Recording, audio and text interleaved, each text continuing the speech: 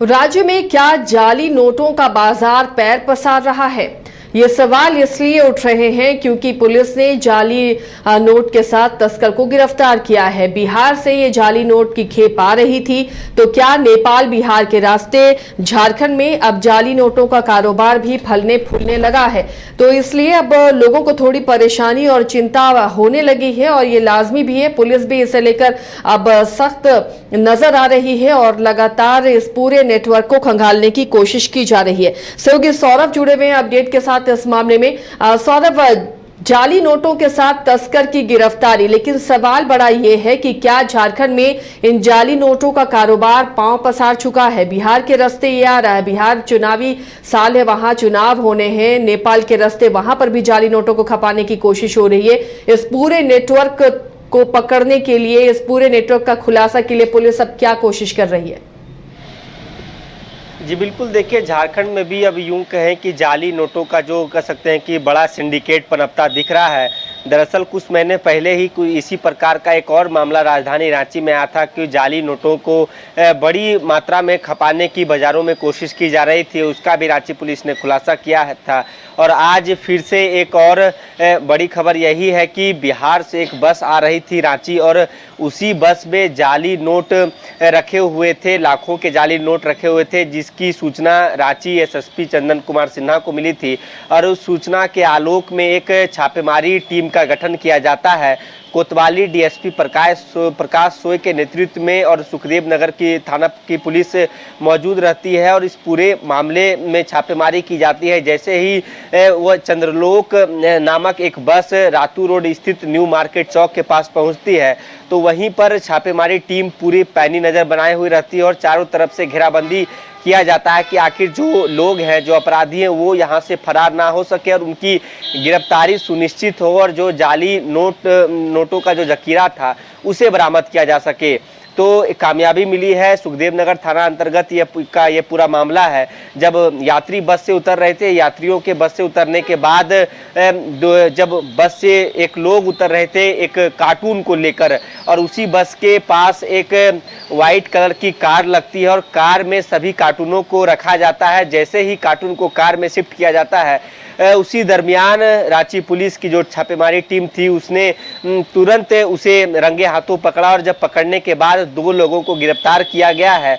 और एक कार्टून में जब देखा गया तो 42 बंडल 500 के नोट थे, 20 बंडल अलग थे, 22 बंडल अलग थे।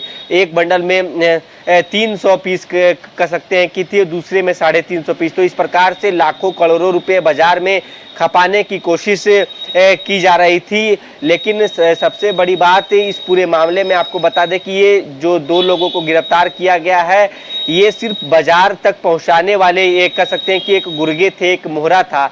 लेकिन मेन जो पूरे तरीके से संगठित गिरोह के तहत ये पूरा कारोबार चल रहा था और दिल्ली के एक व्यक्ति के द्वारा इस पूरे सिंडिकेट को चलाया जा रहा है और उसकी भी तलाश तेज हो गई है और आगे की कार्रवाई रांची पुलिस के द्वारा की जा रही है। अब इन नोटों को कैसे खपाया जा रहा था, इसके विषय में पुलिस से मिली जानकारी के अनुसार जो नकली नोट थे, नकली नोट एक बंडल में रखते थे और ऊपर असली नोट एक 500 का और नीचे एक नोट 500 का, तो जिससे लोगों को लगे या तो फिर लोगों को ना लगे, जो लोग नकली नोट खरीदते थे उन्हें भी कई दफ़ा इन्होंने चिल्ड्रन बैंक का नोट थमा दिया। तो जो लोग ये इस पूरे कारोबार में हैं, ये गिरोह उन्हें भी ठग रहा था। और इसके साथ ही आप समझिए कि यदि ये लाखों करोड़ों रुपए रांची के बाजारों में प्रसारित हो जाता तो लोगों को भारी नुकसान होता, खासकर व्यापारियों को काफ़ी नुकसान होता कि बड़े बड़े नोटों का जो बंडल होता है उसमें ये अपने नकली नोट को उसमें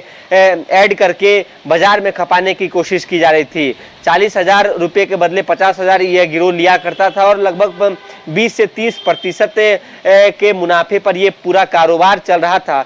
हालांकि जो सिंडिकेट का मुख्य सरगना है वो फिलहाल गिरफ्तार नहीं हुआ है। दिल्ली का एक व्यक्ति संदीप चौधरी उसका नाम बताया जा रहा है, उसकी भी तलाश तेज है और बहुत जल्द रांची पुलिस ने बताया कि उसे भी गिरफ्तार किया जाएगा और पूरे गैंग को राजधानी रांची में पनपने नहीं दिया जाएगा।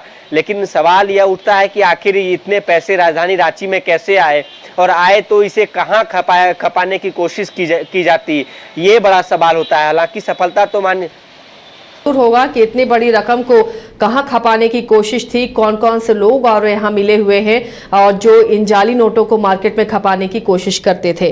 तो बड़ी सफलता इसे हम मान सकते हैं, लेकिन अब पुलिस के लिए चुनौती है कि किस तरह इस जो जाली नोटों का ये सिंडिकेट है इस तक पुलिस पहुंचे, इसका खुलासा करे, इसका भंडाफोड़ करे, क्योंकि बड़ी रकम है ये। और अगर मार्केट में नकली नोट इस तरह से सर्कुलेट हो रहे हैं तो ये वाकई चिंता की बात है। गोल जहां 27 वर्षों के सफर में 17,000 से भी अधिक छात्रों ने डॉक्टर एवं इंजीनियर बनकर भरे सफलता की ऊंची उड़ान, जहां साधारण छात्र भी असाधारण सफलता प्राप्त कर बना रहे इतिहास।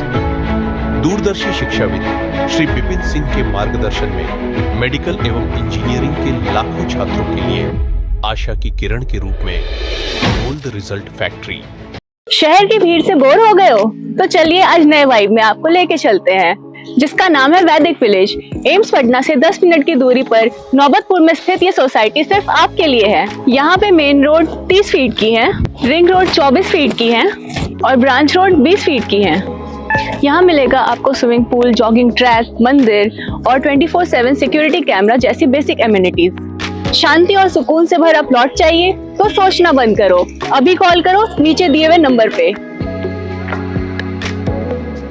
H2O City, higher quality of living, a project by Anshul Homes. Luxury 2 and 3 BHK flats with garden attached balcony. Amenities are valet parking, swimming pool, clubhouse, kids play area, badminton and basketball courts. Anshul Homes, H2O City.